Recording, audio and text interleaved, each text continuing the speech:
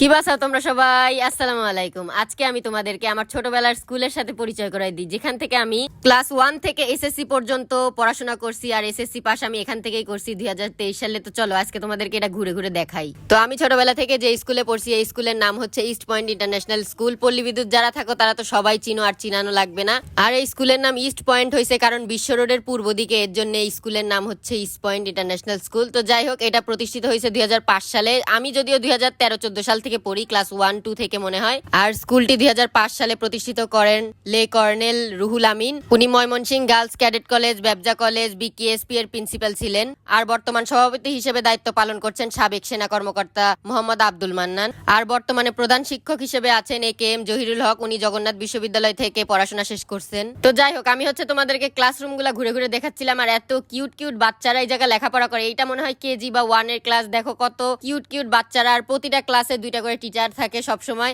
আর আমার আম্মু এই স্কুলের টিচার।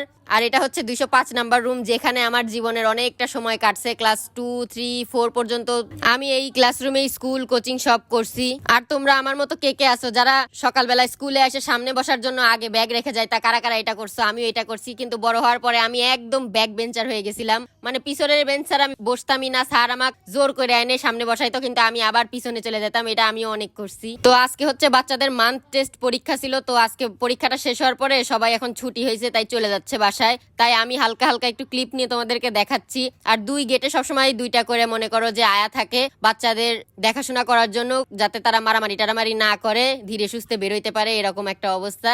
আর আমরা যখন এসএসসি পরীক্ষা দেই, আমাদের যখন এসএসসি ব্যাচ ছিল, তখন আমরা এই মাঠে যে কত দুষ্টামি করছি। এই যে এখানে হচ্ছে আউটডোর গেমস আছে, স্লিপার, ঢেকি, দোলনা, এগুলাতে আমরা বুড়া বুড়া পোলাপানরা উঠে খেলতাম। তো চলো এখন তোমাদেরকে আমাদের স্কুলের সেকেন্ড ক্যাম্পাস দেখাই, যেটা গত 1 বছর হয়েছে চালু হয়েছে। যদিও এই ক্যাম্পাসে পড়ার সৌভাগ্য আমার হয় নাই, তার আগেই আমার এসএসসি পরীক্ষা শেষ হয়ে গেছে, আমি বের হয়ে গেছি। আর এই ক্যাম্পাসটা অনেক সুন্দর করে সাজাইছে, যেমন পেইন্টিং, তারপর রং টং করে অনেক সুন্দর করে সাজাইছে। আর উই দেখো আমার বান্ধবী বাচ্চাকে ক্লাস নিবে লাগেছে। আর স্কুলে বাচ্চা বড় সব ক্লাসরুমে সিসিটিভি ক্যামেরা আছে। বাংলা মিডিয়াম, ইংলিশ মিডিয়ামের ব্যবস্থা আছে। যদিও আমি বাংলা মিডিয়ামে পড়ছি, আমার ভাই ইংলিশ মিডিয়ামে পড়ছে। আবার স্কুলে কারেন্ট চলে গেলে জেনারেটরের ব্যবস্থা আছে। কি নাই বলো? তো এই জায়গায় হচ্ছে ম্যামরা হচ্ছে বাচ্চাদের পড়াচ্ছে।